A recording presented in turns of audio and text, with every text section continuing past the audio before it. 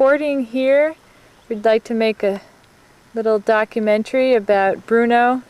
This is an important time when today on June 9th everybody's gathered up at the big house, and I have a special treat to be down on the dock swimming with Lindsey and Rowie.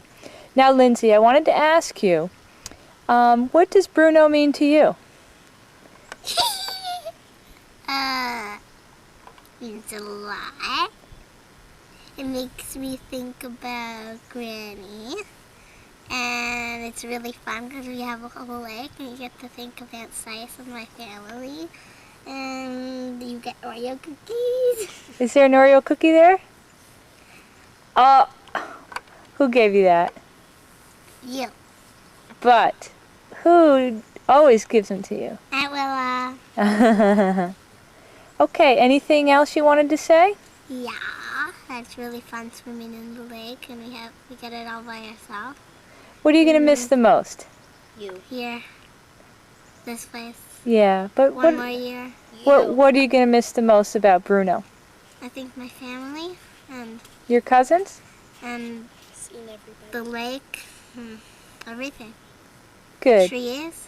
Well, you can think for a minute because I'm going to pan to your sister who's sitting here patiently. All right? Give us your thoughts on Bruno. Well, I really like it, and I'm really going to miss swimming in the lake. We get it for one more year. And getting scared out of the water by fish. And your cousins Seth and Ben. And meeting everyone up here, including you. Ah. And getting Oreo cookies. Very good. Thank you.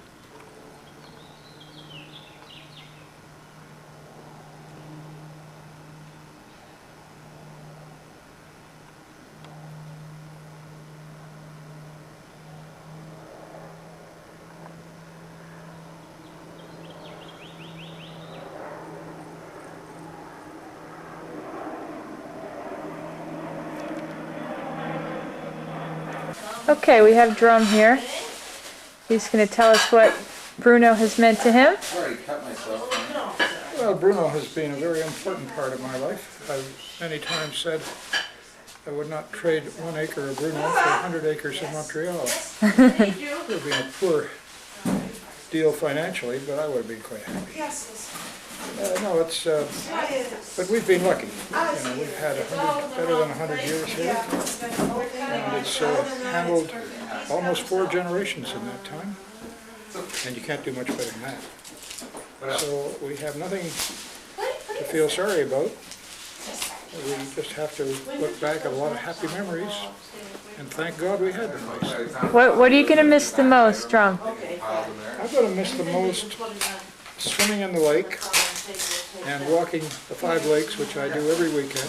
That's yours. Do you want to put your initials on just to top get of a that? feel of what the mountain is looking like. And the province has kept it in damn good shape, so I have no complaints on that. I think it's on a chair in the dining room. But I'm going to miss more than that, of course. The family ensemble here.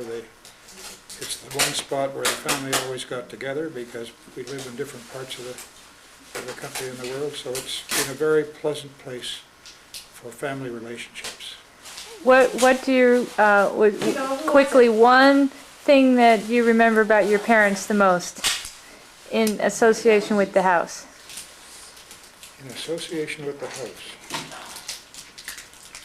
Well, I have to say that they made it a very friendly place in which to live, and there was a lot of good humor in the piece.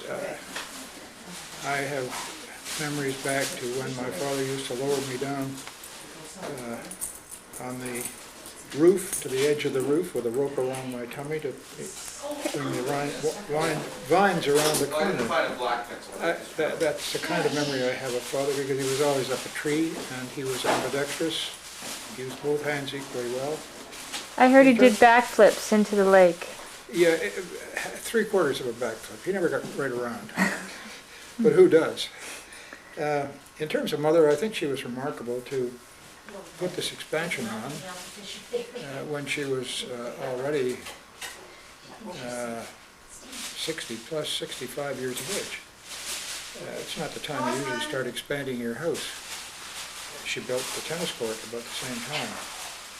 So she had not only a love of the spot, but she also had a great talent for living and for expanding when most people are, I guess, diminishing their quarters and saying goodbye to their children and so on. If you couldn't turn up for Sunday lunch here, it was not only a black mark, you were really in her bad looks for quite some time until you produced a satisfactory explanation. Thanks, Drum. You're welcome, dear. Nice to talk with you. Yeah. Terry. Hi there. Tell me your thoughts. This is a kind of a strange day. No, it's the end actually of a diaspora. A bunch of people passed through here that constituted a family. Lasted a century. Started off with poor Irish, poor English, big ambitions. People taking advantage of circumstance. And it's lasted 100 years, what they did. A big pebble thrown in a very big lake, which is actually to my left, my right, that way. Covered 5 or 6 generations, and most of those generations got to see it from beginning to end. The only sad thing about today, including the camera person I might add, is that there are unborn and youngsters who might not get to share or might not get to taste this place. But for those of us who did, and for those of us who hung around and understood how important this place was, we were rewarded many times over. Not only by having a cold lake at the end of a hot day, but all those cousins and refracted family things that when it's collected in one place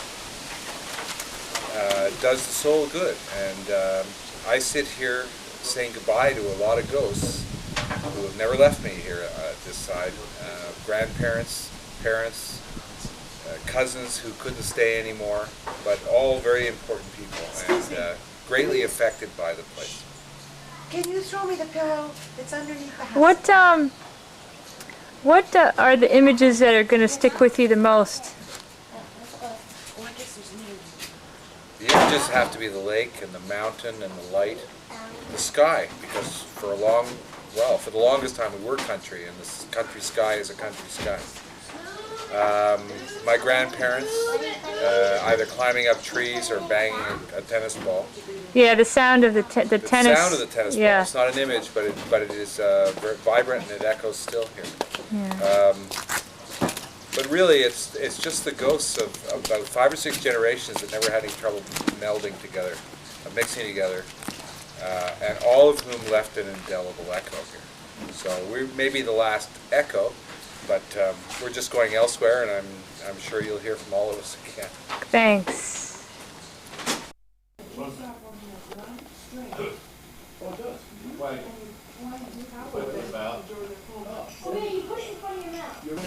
June 29th, 1996. Bravo, Bruno. Emil Rodriguez. There's Michael Drummond. There's Sally Drummond. And Gail Dorrance. Gail Drummond Dorrance. I was trying to remember this Here's Andy place that she used Bothwell. 2 years ago. Vince has never been here. Oh, that's right there. My husband Jim. Did he find her? No. Hey, Vince! Well, she's not in Girls. Food. Shot eating food. Don't open your mouth.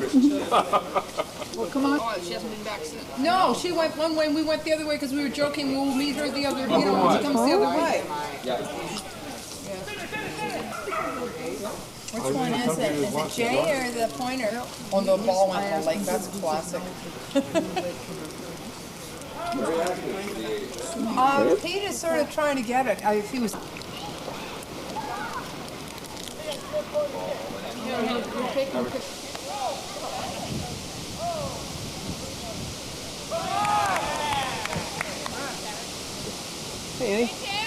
Hi. Hey, gorgeous. How are you? Good, you? Hey, you're right out there, huh?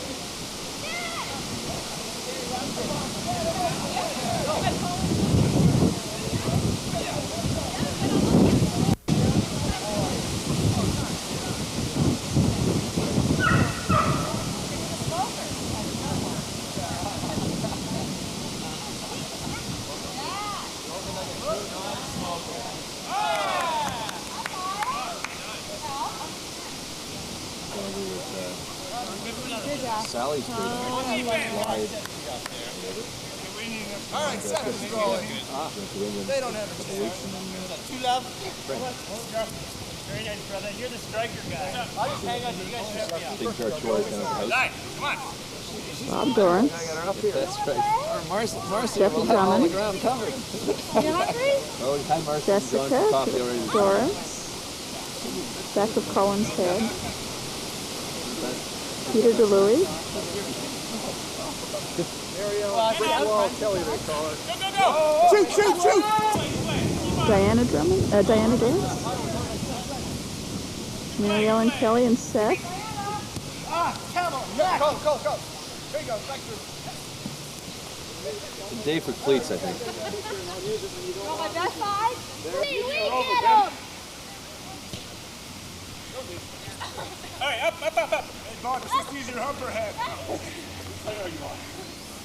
Oh, look at that. Penalty. Oh, a sticky move. Go for it, Bob. I got back. Nice job, nice job. Oh, yeah. Oh! Good job, Jess. I'm open, Jess. I'm open. Jordan in, oh yeah! Good. Gonna play! Oh, Well played! Back, back. outside again. We're going to be practicing since the Again. 90th anniversary party. Uh-oh. Nice job, Paul. Up, up. Good big. Outside ball. All right, let's go. Up!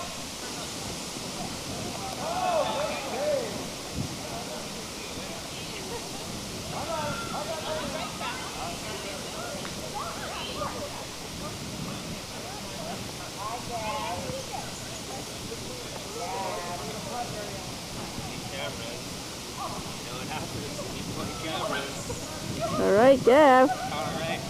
I better say something clever. Broder Gang, and Barbara and Drummy.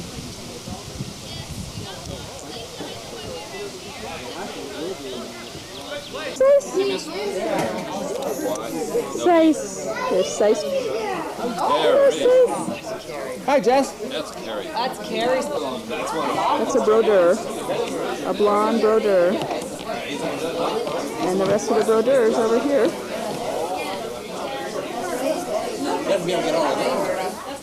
Well, I don't know if I have them all right, but I know I could tell the blonde one was a broder. There's a Rachel broder. And Alexander broder with Tony. Hello, Lara. Hello. Hi, Lara. Oh, yeah?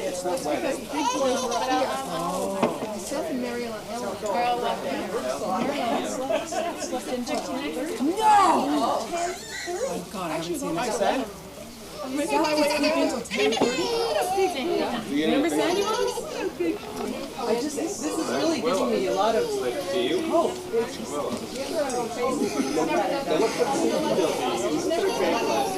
Thank you, Tony.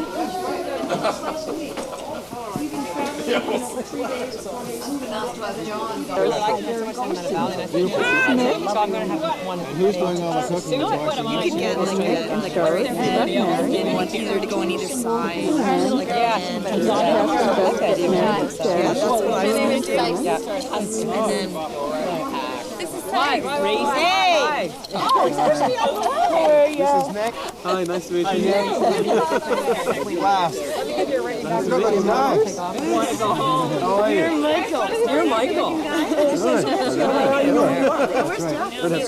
I'll get some tag. Sorry.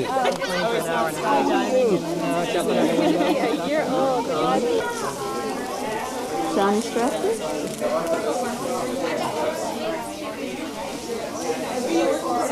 So all the Stratford gang?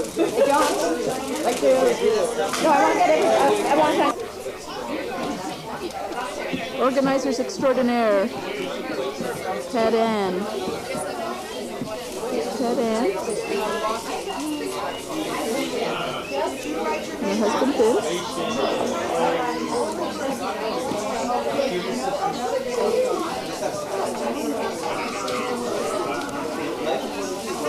And Graham, Gordy, and John Stratford.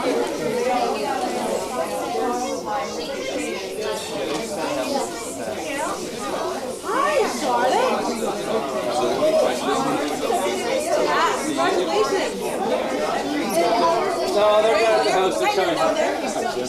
Nice to see you. John, nice to see you.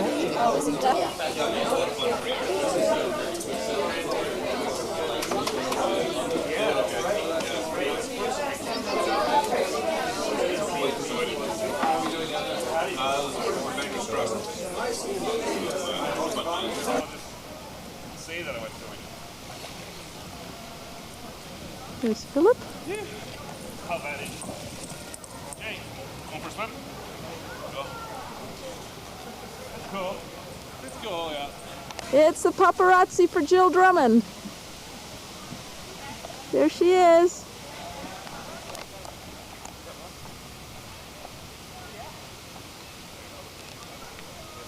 There's Uncle Duncan.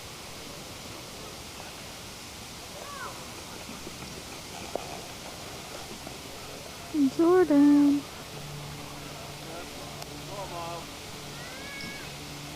Mom, no.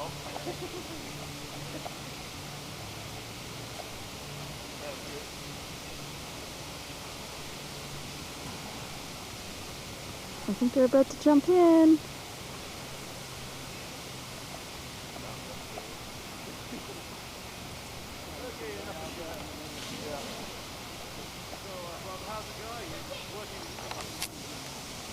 Oh, you're taking movies. Movies. Thanks. I'm putting goo on my face to ward off big mosquitoes.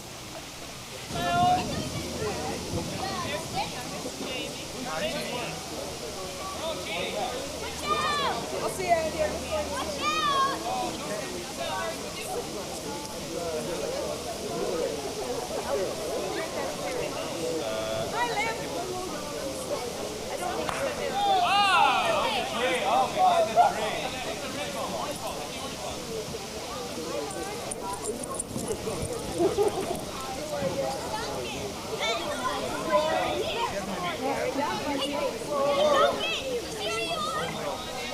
Hi, Car.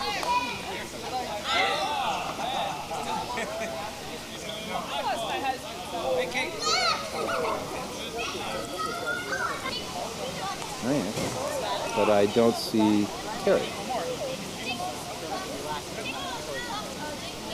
Yes, I do. just ever. You look like a funds too. Oh, we had everything. It was great. Damn it.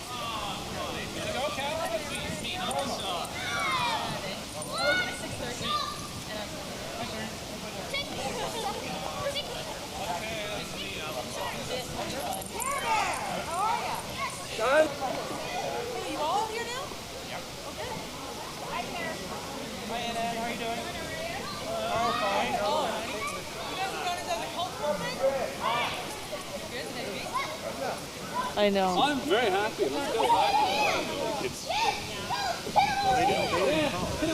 These colors are the reverse of the. I know. Oh, nice shot. Good shot, Jess. Oh, she gets to go again. Put him in the leg. We're watching. Big question mark. The judge is watching. Yep. Yeah, I just started my last one. It's good. I'm sort of getting to the point where I can understand. Oh, yes! Please, you did it. Oh! Mommy's on the bus.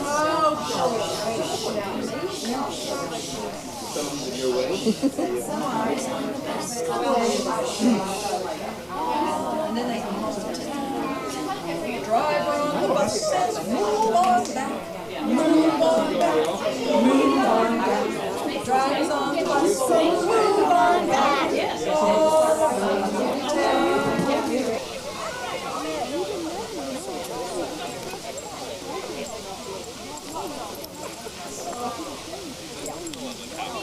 The other side don't.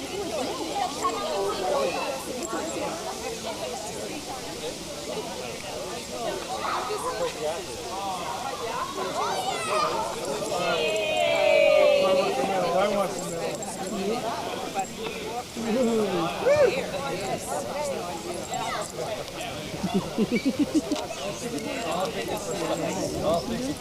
Great.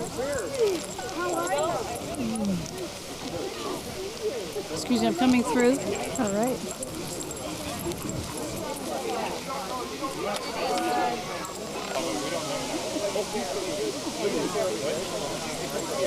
The organizers.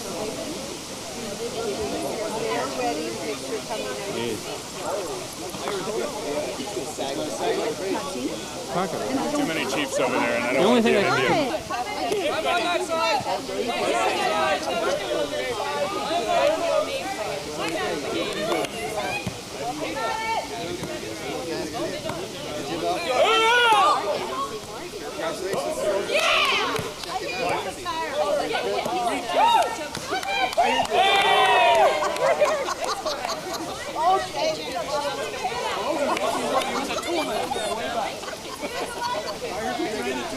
Taking over Canadian.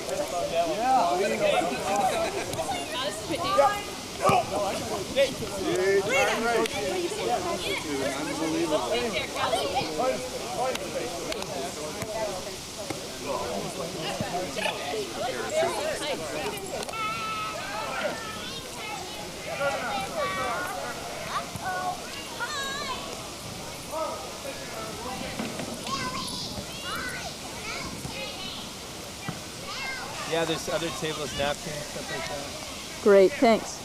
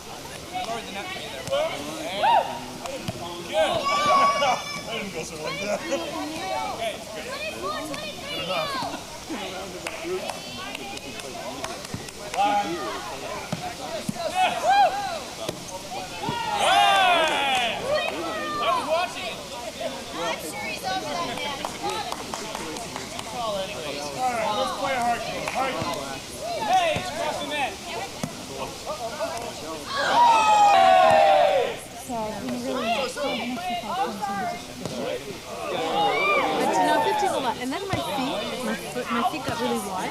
I developed these guys here. Yeah. These guys. Yeah. One day, exercise for 3 months, I'm looking at my feet and I'm nursing. And all of a sudden, I noticed. Come back this way.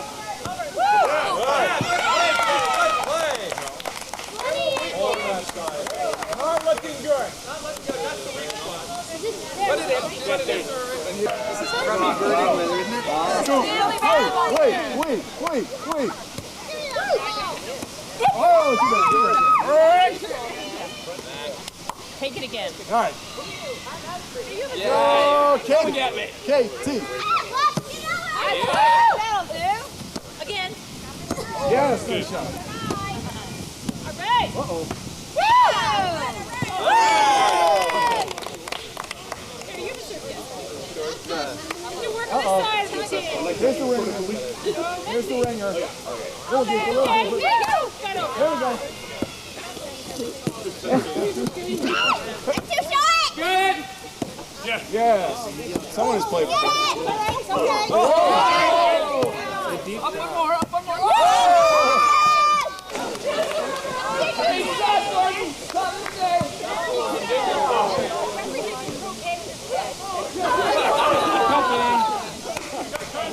Just wait till we start playing baseball, Willa.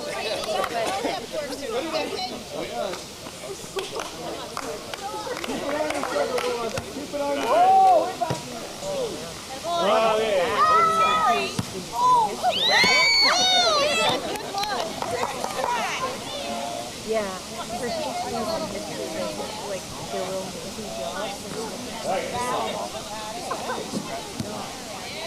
One at Victoria, and one that was it.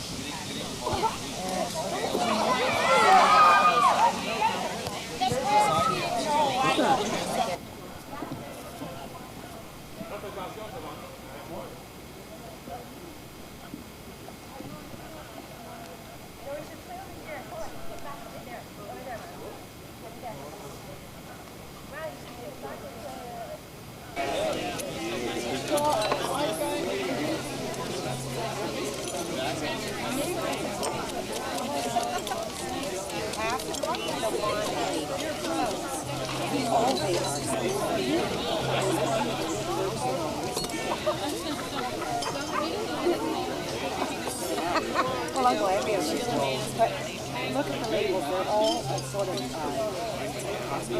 dead animal. But they're each label is like the spells on them, like there's a non-carrier and there's a polygon line. And there's one that's made from dropping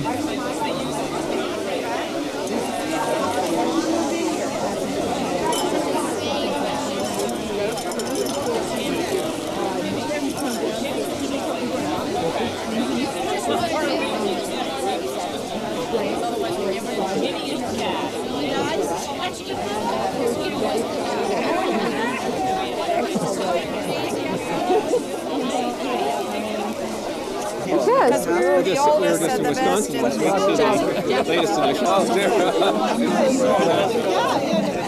Pick me, I'm a fool. What? I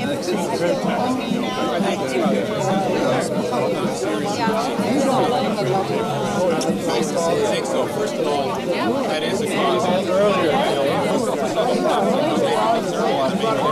You couldn't get Joe to come. Because of the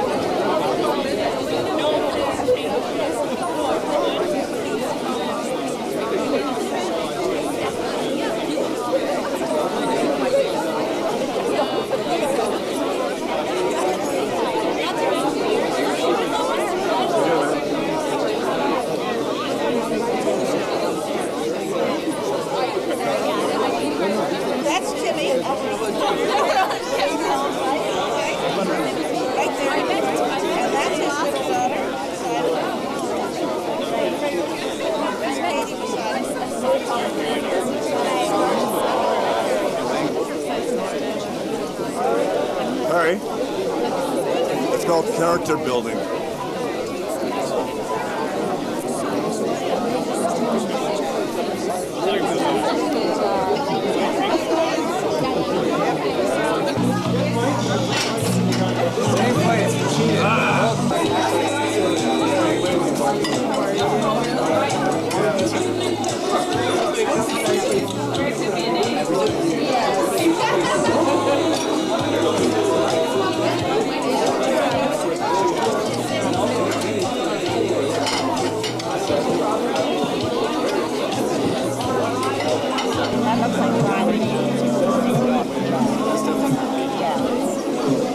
Danny would have been too young. Hello, gang. All right, what a crew, what a crew.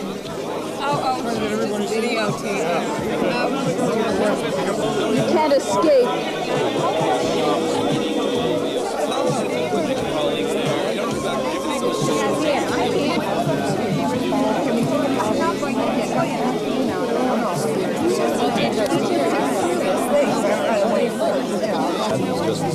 Now he's taking it up more seriously. He's joined the Cambridge Club like 3-4 times a week at lunchtime. You want to beat some of these people, you know? You want to win.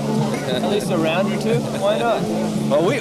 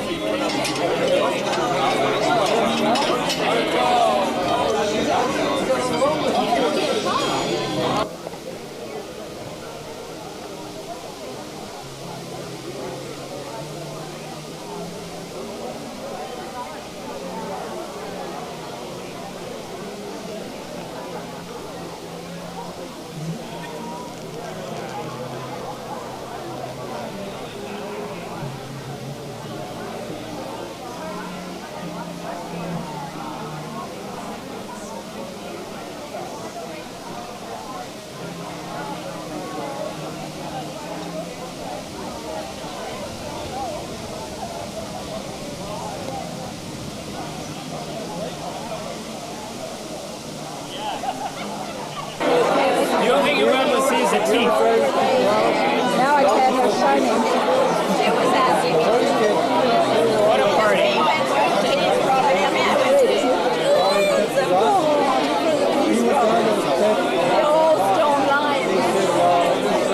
Oh, those teeth, they're almost as good as his. You're not drumming teeth. The best.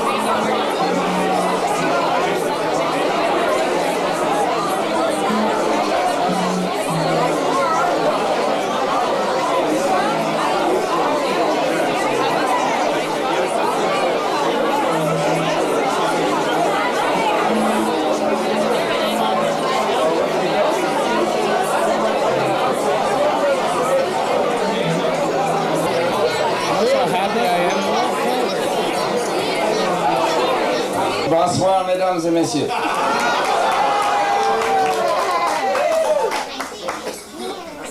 Well, here we go. What the hell is this called? Bienvenue, Bruno. Bravo, Bruno.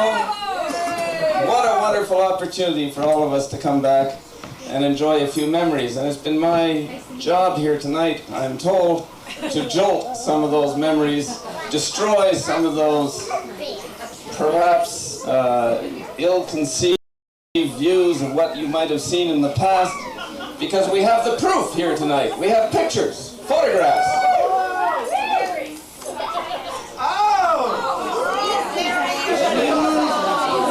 And so just so we can unload it right from the very beginning, we better start with myself.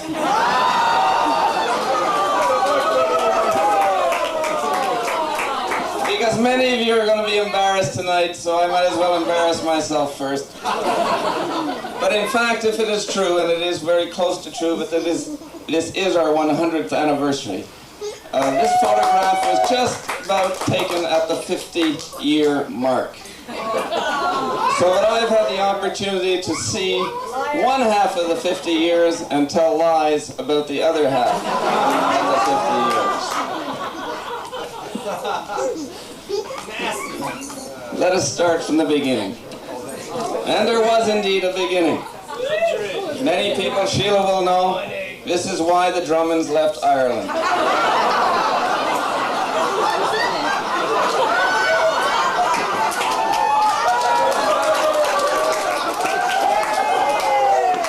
And along with a lot of potatoes, they came here in the 1860s.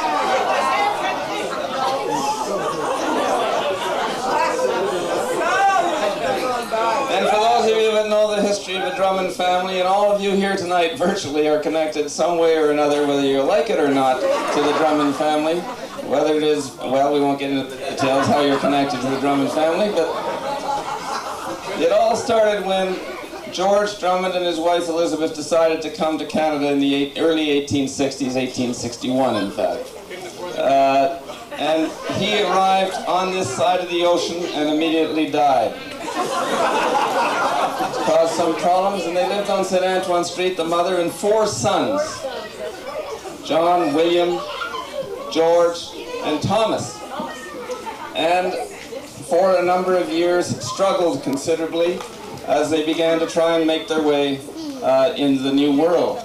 The man who got most of the publicity, for many good reasons, was William Henry Drummond, a poet and a doctor, and an extremely important member of the Irish community here in Montreal. Let me believe the Drummonds came from Ireland and they were deeply Irish and remain rather Irish. The 4 brothers, when they arrived here in Canada, William Henry went to work, the other 2 started to complete. They were not that old when they arrived, but eventually, and rather quickly for that period of time, they began to do relatively well in the city. Whereas they started off living on St. Antoine Street, they eyed Sherbrooke Street. There is a story, well in fact it is true, that they were not called Drummond in Ireland, they were called Drum, D-R-U-M-M. And we like to think that when they walked up to Sherbrooke Street in Montreal and saw that George Drummond, a Scotsman, had a marvelous house on Sherbrooke Street, that simply by adding O-N-D to their name, that might improve their lot in the city of Montreal. And we like to believe that's true because it's a good story, and indeed, within 30 years, they also lived on Sherbrooke Street. You could do quite well quite quickly at that time, but when they found out Mount Royal was already taken, they started to eye out towards the eastern townships in the Monterey Hills and spotted St. Bruno. Rather close to the city, but in fact it was not close in those days. It was a long way from the city, not in mileage, but in time it took to go there. And so, although we look at it today as a 20 or 25-minute drive, providing the bridge is open and the damn village is not full of detour signs, in those days it was a train ride and a horse and carriage up to the top of the mountain, and they only came in the summer. But they came to fish originally, and there's a story which Aunt Seiss told me this morning with her usual recollection, and I don't know if it's true, Aunt Seiss, but you say it, I'll believe it, and that's that Mr. Pease who worked for the Bank of Nova Scotia, was in the down east at the time when he heard that a person had bought this property and had tried to get a loan at the bank. He had a little inside information about that. We've been thriving on that since. He phoned the two Drummond brothers, Thomas and George, the two youngest brothers, and their friend Mr. Brown, and the four of them decided to put in a rather cheap auction, at a rather cheap price, at an auction for this particular piece of land, and they were able to buy the whole scenery at the top of the mountain in about 100 years ago. So the four original starting families were the Browns, the Peases, and the two Drummond families.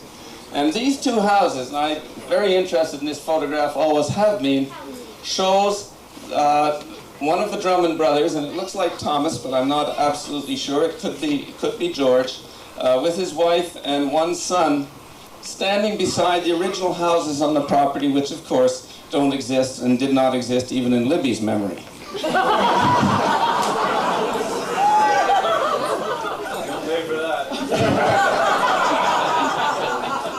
As you can see, one was very old at the front, and then there was obviously a three-story addition on the back, and you can see, those of you know, just down on the corner of our old property, right against the lake where the public access to the property was between the Drummonds and the Birks, or between Montreal and Yorkshire House. And look at the grass tennis court that was there right from the very beginning. This is a very early picture which I really enjoy of my own families. This is Granny Shetland, whose daughter Edith married Thomas Drummond, and they of course built Montreal, the house next door to Donnacona Lodge. Yes, there are many stories that we've all had regaled, those of us old enough, about Uncle Paul and Uncle Louis using a fishing line and a hook and taking Granny Shetland's wig off at certain occasions. That story's traveled well, hasn't it? But here's where the fun begins. For some of you, you won't know anyone you see in any of these pictures, but at least you'll begin to start here.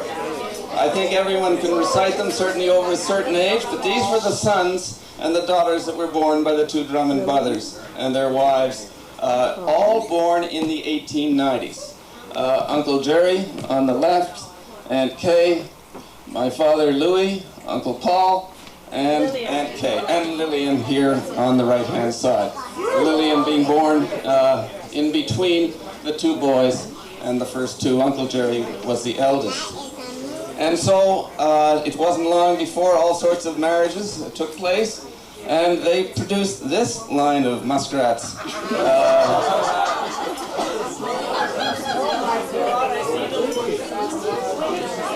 I think for those of you who can see from the back, I think we got Brian here, and Michael, Kevin, and Barbara, Joan Farabee. Looks like Shirley Erskine to me, but Shirley Erskine, and I'm not sure. Is it Willa or Sheila looking? I'm not sure. But a ratty little group at best, aren't they?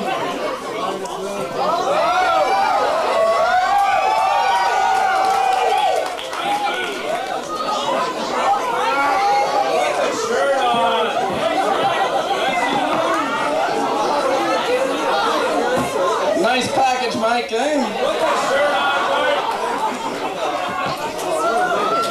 This is an interesting photograph. I tried desperately in the albums I had, and unfortunately Diana and her daughters sent me an album of the Pease family, and it was returned to sender. They wrote the postal code in English. And the Birks don't have photographs. But the rest of us, we have a lot of Birks, but don't worry, you're not going to get off lightly. We got a lot of photographs of the Birks.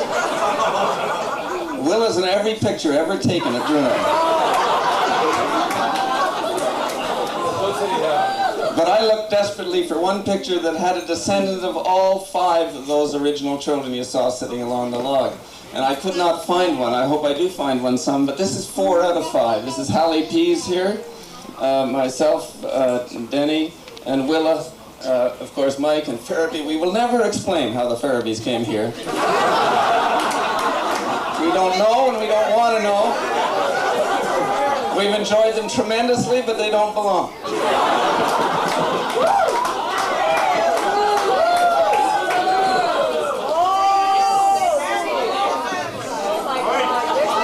And of course we have many photos of this group and this particular generation. Di Pitfield and big suave bride before his suave era. Mike towering over everyone as he always has. Willa in an unusually subservient view, and Joan, king of all she surveys, and Denny sitting there on the rock. Now this group grew older and started to think of perhaps producing another generation. Willa looked as though she was actively doing so when his photograph was taken. But this was a typical Sunday lunch held at our house, overlooking the old mill, and we see all these marvelous dresses that Barbara and Margot Aird and Uncle Henry's not in a dress that day, and Uncle Herb, and Aunt Lillian, Lyle Howard, and Kevin with that lovely hairdo that he sported during that particular era. I understand Kevin left, which is just as well. Wait till he missed the photos, they're coming later. And that group started to produce this stuff. Slipping down another generation. A bevy of Drummonds. Will you check the hairdos? Aren't they lovely, eh? They got their haircuts down in the village hardware store. And the damn thing grew and grew and grew, and more kids were produced. This thing was out of hand by this time. This was the Labor Day cleanup when we'd go around the lake and pick up all the garbage and attempt to lose some of the kids, but we never did. And finally, an Olympics during the summer. We used to hold the mini Olympics, and you see, the damn thing was frightening. It was out of order. Kids. And I think that's bad. Look at all those kids today. It's gotten worse. So it leads you to believe that something must happen out here that produces children. You've got to remember this enormous mob of people that were here today, and all the children, they came from the four brothers, for all intents and purposes. Not four, sorry, two brothers started all of this. And they should go to some sort of wall. Well, how did they do that? To begin with, they lived a pretty zooty life.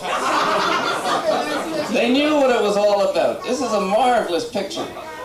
Uncle Alan Howard, he was everyone's uncle. All generations, everyone's uncle. He taught all the men how to misbehave. And this is a little out of focus. I'm not sure. Is it Aunt Gertrude? It's Libby, or is it Aunt Sice? It's Sice. Queen, is that you? There's no questioning who that is. That's Uncle Jerry. And my mother. Whoa, eh? That's a tasty lady in that picture. Schmoozing with her brother-in-law. Rather swift crowd. No wonder there's so damn many kids. But it went on for years. And did they have a good time, eh? And three great guys having a little snort, as they used to call it. Bill Sutherland, Louis Drummond, and Paul Drummond.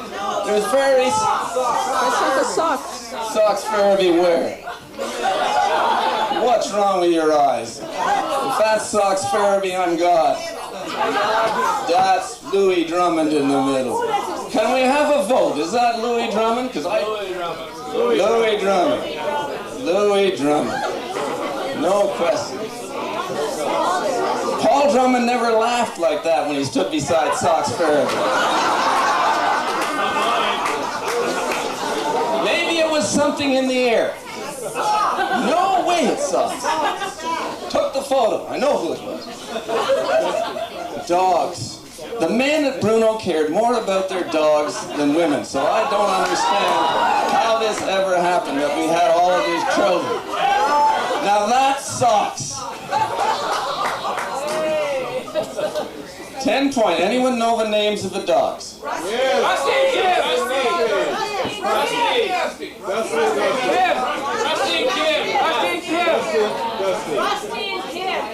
Rusty and Dusty. Rusty and Dusty. I win. I didn't know who any of them are, but I got the photo albums, the photographs. Bill Sutherland, all he cared not about his family, he cared about that damn dog King who scared the hell out of all of us. Michael Sutherland, he took King and scared the hell out of all of us.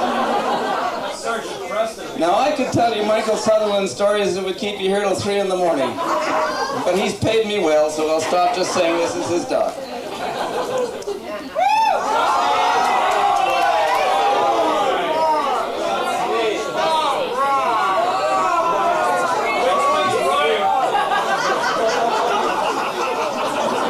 Even the dog has a tear in his eye. So sweet. But Brian turned later and bought this animal.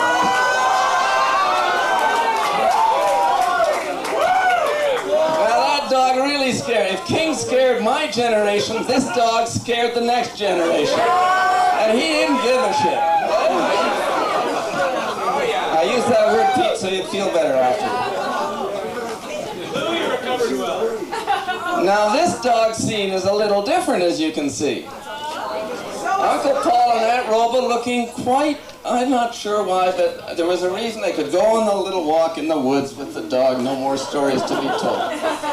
Even in these great group photos, the dog is very prominently positioned here, sniffing Willa's knee.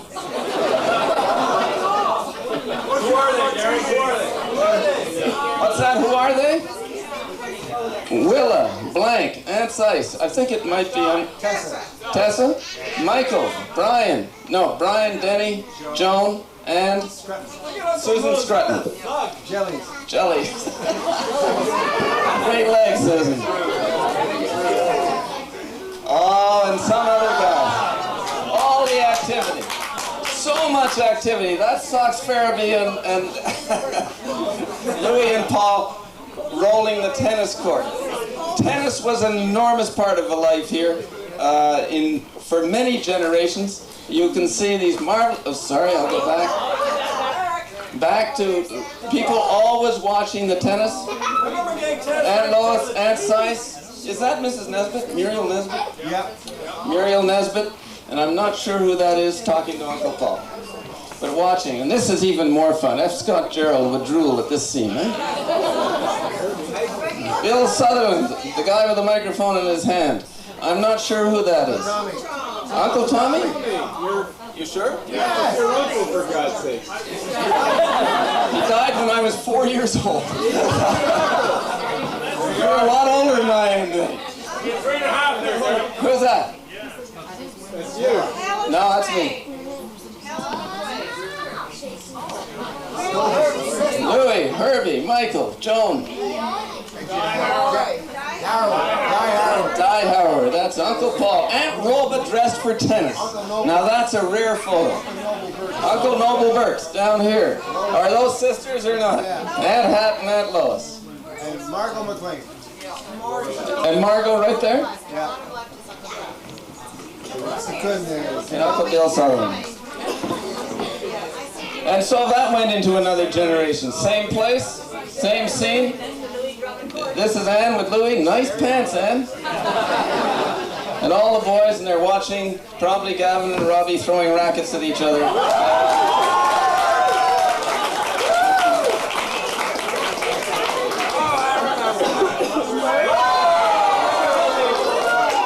But now comes to the secret of this explosion of children that have taken place on this mountain. It is not those men who cared about their damn dogs in tennis. It was the women who knew exactly what they were after. Here's Sheila out pedaling.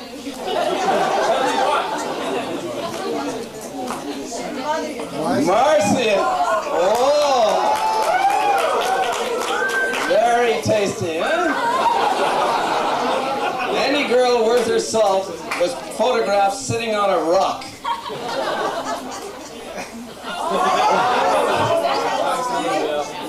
Di Pitfield. She looked so good her mother stayed home all night knitting, worrying if she was going to come home. And in the end, she came home with some guy called Bono. She shouldn't have worried. Joan Farabee. Whoa! These ladies, eh? And another great lady.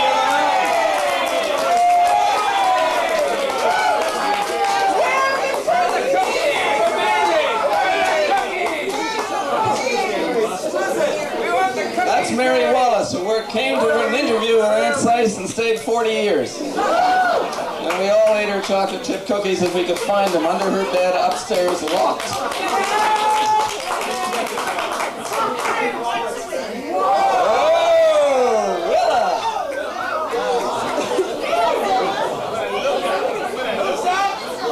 Who's that? That's Willa. Not Willa today, that was Willa then.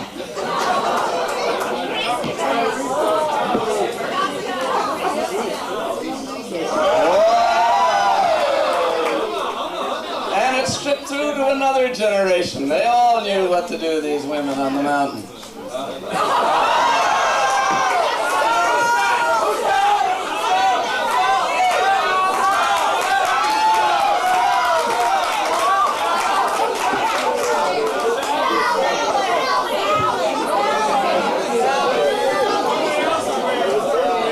You all recognize the bathing suit. The only guy that knew for sure who this was Les Bronze.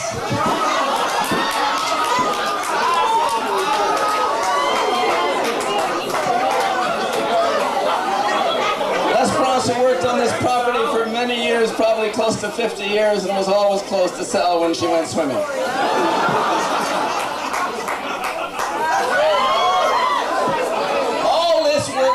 Men. These women produced men, finally. Laird Bovaird.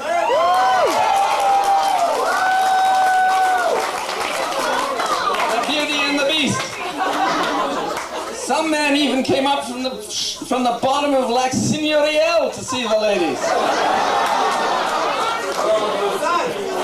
That's Laird again.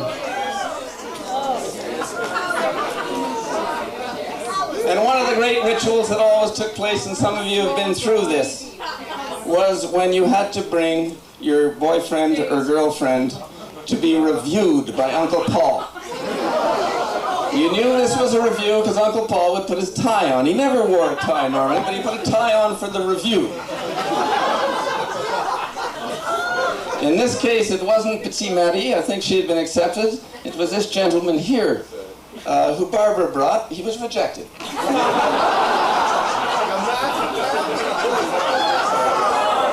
Now some of the men imitated the women.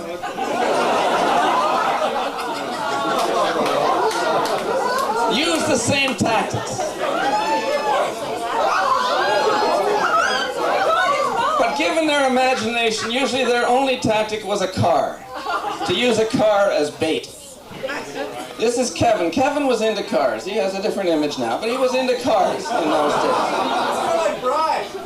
That in the back is Jeff Williams, I believe. Who's the woman? Go back. Yeah, it's Jeff. Who are the women? They were both rejected. They will not be mentioned. Now this car fetish started early for Michael, Brian, and Kevin. Brian, the man who bought his mother an Edsel, started early in his choice of cars. Kevin liked to have his little toys, and they later became bigger toys. They're beautiful, eh? Look at that, isn't it? Now you know why you went home early. Mike Sutherland resorted to fire engines. That was fun. Who's there? Wait, go back. Who's in that picture? Who's in that? Well, I know, but who's on it?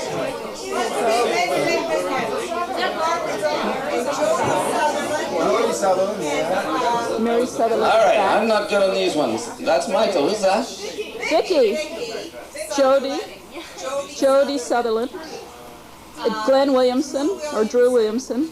That's a Williamson there, eh? Gare. That's Mary. Mary Bobby. And Michael's driving for you to That's scary thought. we went by the golf course and the flag was in Who's the girl in the middle? Who's the bride? Now this is another tryout at Donnacona Lodge. Again, unsuccessful. But some wonderful women, some wonderful people were produced. We sometimes had to go far afield, this case to Ottawa, for Scobie. What an elegant lady. With a bug on her dress. And Sal.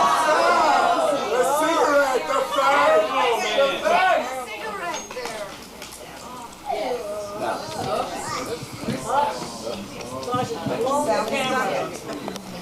Sally did it. No, I just have to change this. And of course there were weddings. Now again, I could speak until 2 o'clock in the morning talking about some of the weddings that took place here. They were memorable. This is Ray and Pete. I remember Marcia and Bob because I was a little squirt there carrying the ring or whatever the hell you do. Wait till Jeff and Cal. Sheila had an exciting one.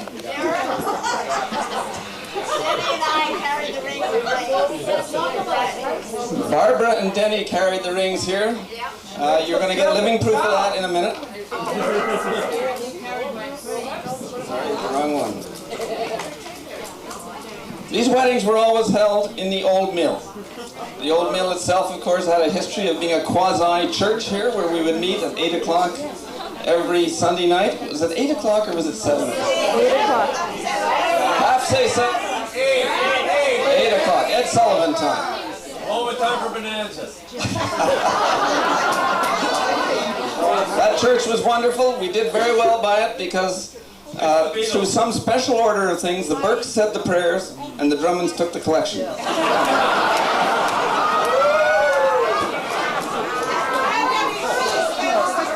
But everyone went. You had to go. You couldn't stay home. This is a very old photograph. Now I'm going to Libby, you're going to be called to work here. We certainly know Granddaddy here, William Birks, but then I stopped there. Ginny Alexander. Whoa, is it that? She hasn't got her Hare Krishna outfit on.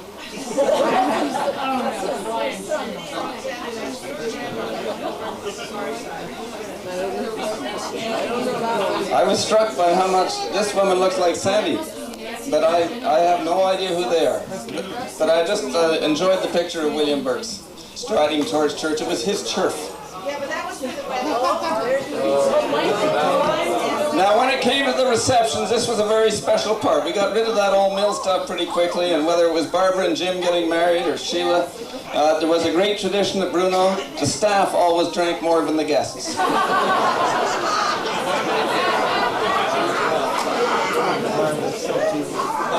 And Barbara and Denny, who had carried the rings, were getting over it by eating all of the cake. And then there were the babies. Oh my God, they began to come, and that's why we're here today with so many of us. There's a Libby carrying Margaret, who is now, I was frightened to find out today, a grandmother of 3. Scared devil. Joe Lyons. Whoa, Willa Birks, a serious little hockey player. Nice hat. Tom Birks. Ooh, he looks mad in this one, doesn't he? I think Birksy stole his stick. And Timmy and Chris with Dad. They came on just rolling over the hills, these kids.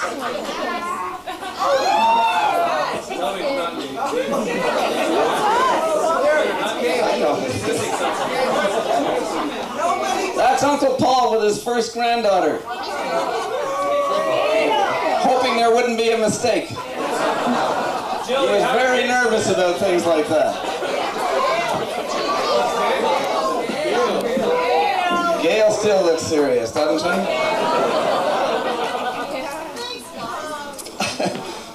And here we have some brodeurs coming out of the... I believe that looks like David. That's Louis, that's John. And those are two others. Not brodeurs. When you talk about brodeurs, they're always others, but those are not brodeurs. There's a funny little team. This is Jamie McCauley, a friend of the boys. Again, I'm sure you'd enjoy, they all went to the same barber, including their mother.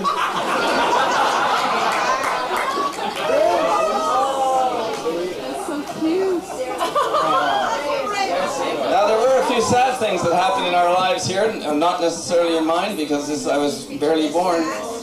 But this was Mr. Pease. Now, I'm going to ask Libby and Sheila to name the dogs. No? Whiskey, we'll stop at one. But this was Mr. Pease, and unfortunately in his house, it burned in 1940. Thank you, Gladys Vass, housekeeper. And they were his nurse. Thank God, there is a subtle difference.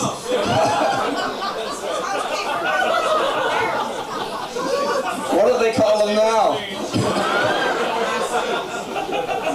But unfortunately, they died in the fire that burnt the pines, which many of us have visited and enjoyed the property. On the Pease property, the ruins of the house, the walls that remain. This was just, of course, in the spring, in the April after the fire. This is a tea house, which was at the top of the hill beside the tennis court. I think a delightful picture for us to see that gives us an idea. That was certainly in my time, I can remember that. There was a house, Libby was reminding me today, before my time, on this site where the Pease actually lived while the other house was being built, and it too burned in a fire. And so, unfortunately, that property had some sort of a hex on it, in the sense that there were two very, very sad fires. Donnacona Lodge, up the hill here, with a very interesting spelling. All the houses on the mountains had postcards which you could buy down in the village of St. Bruno. And this house, this magnificent home that we all knew so well, burned in 1950. Took it myself. You got a picture yourself? Yeah. 1950. In the summer of 1953. And the house burned. It was an incredible event, in fact, because we had good warning of the fire, and it started up in that corner of the house, as you can tell from the flames. And bless him, Joe Murray, and I can remember myself because I discovered it by looking out of my house and seeing the smoke come. And we went up the stairs and we opened the door and looked into the attic, and it was an absolute inferno. Luckily, it could have cost us our lives. We closed the door and ran downstairs and started to empty the house. And we took almost everything out. But I can remember very clearly Aunt Sice, cool as always, ordering us to send some of the things back in.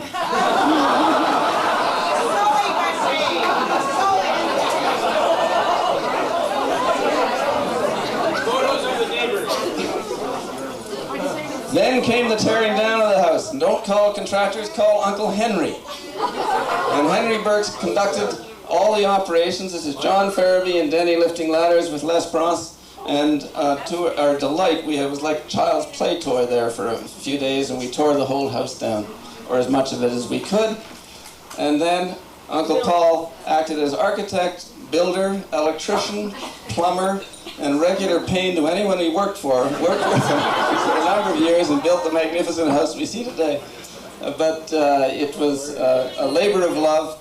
And I've often said, because I was living watching it next door, was the reason I went into architecture, because I got so interested watching it being built. On the lake, just final few slides.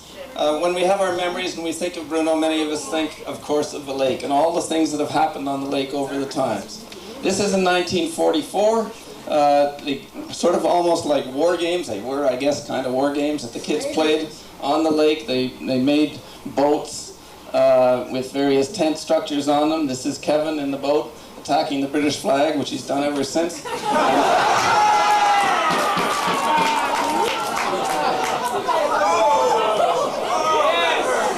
that passed through many generations, and we'll see this, and we could have seen today all the wonderful children of the children of the children running and jumping in the water and loving the lake. That's Keith, Robbie, Jill, Pete, I know I'm having trouble seeing it, Gavin and Colin. A load of Drummonds. And winter was no different. When it froze, we played on the lake. Many different conditions, many different times, great memories of games and good times on the lake. And that was something that was always the case. This is back way earlier. That is the She Shack, as it was known at that time. A tiny little building, but everyone headed off cross-country skiing, probably, if I went and looked at my notes, I think it's in the 1930s. And one of the great fun is we always had, one of the highlights of living here is there was always a funny uncle, a funny brother, a funny person who we had great fun with. And that Uncle Paul, ever the clown, ever the great humor man, wonderful, wonderful friend of mine and most of us, and more damn fun in whatever he did, and that spirit carried for all of us. And many people made good friends. This is a happy little band of warriors, still good friends, Kevin, Michael, Willa, Brian, and so it is with all of you in various groups and various combinations. You've made excellent friends here related to the place you've been in and the people that you've met. The one thing that's always impressed me most about Bruno is that it's always been intergenerational. Aunt Seiss, along with a lot of younger people here, we always were very much at ease with people not our own age, whether people being a great deal younger or a great deal older. And I think that's what major memory comes to me from life at Bruno. So I think we don't have anything to drink, we're just going to have our dessert. But I think it's the night to remember the two brothers, Mr. Brown and Mr. Pease, and George and Thomas Drummond, who had the foresight to buy the whole top of the mountain at that time, and also had the scratch to be even if they got it at Mr. Pease's auction. And that has created a place that's lasted 100 years, and also to thank those who had the foresight to bring us together tonight, 100 years later.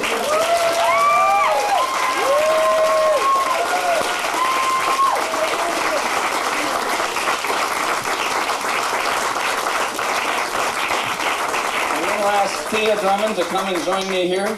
I need because we would, and your glasses. Well, I think this has been a very, very special evening. And I think that when I see everybody who's come from far and near, ooh, that's a bright light, I think it's just been fantastic to listen to everybody and their memories. And unfortunately, the day wasn't quite what we wanted, but never mind, the heart and the spirit was there. And I see my wonderful mother-in-law, and I think it's just wonderful that she has been able to vive la reine. But I want to say that last summer when Granny was sitting having tea, as she does every afternoon at 4 o'clock, and the kids were aware that it was going to be 100 years this summer that the family had been at Donnacona and on the mountain. And the kids said, well, we're going to celebrate. And so I want to thank the kids who put their hearts into this. And Gavin Drummond, Carrie McDougall, Kim Drummond, Peter Drummond, Julie Latraverse Drummond, Yanil Rodriguez Farabee, and David Farabee, who were the organizing committee, who put a lot of energy.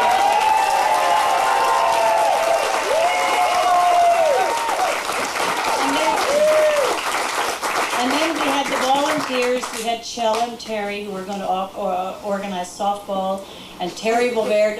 Tennis didn't come about, but never mind. Why did he fall? could you? And we had Sandy McDougall and Gail Drummond who organized the children. And this afternoon, the children were on this dais playing and making things. And it was just wonderful to see that generation coming together and having such a wonderful time. And Jeff Drummond and Catherine Lund, who are going to do the cleanup tomorrow.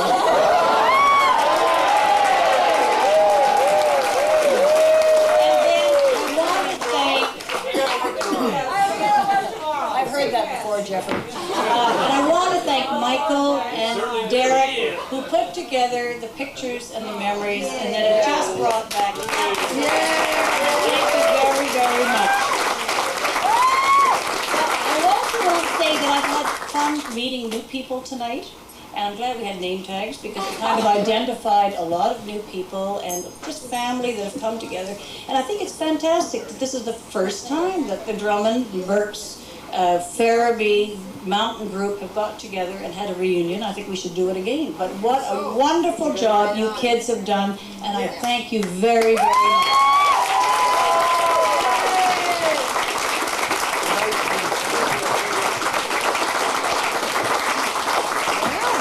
I can remember many times Uncle Henry making a speech about how the adjuncts, which is the way he described himself, or anyone who married a Drummond, and the role that they had to play, a rather subservient one, right, Aunt Sice?